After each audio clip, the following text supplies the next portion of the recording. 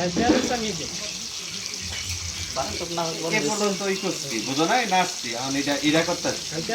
এটা সুবিধা তারপরে বুঝতে পারো আনতে নিয়ে আসি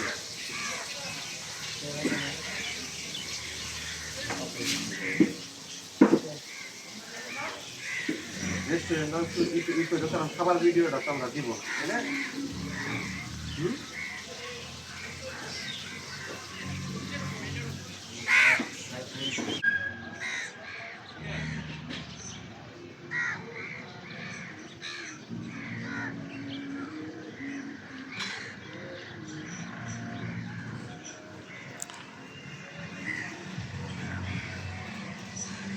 তুমি কাছে থেকে আবার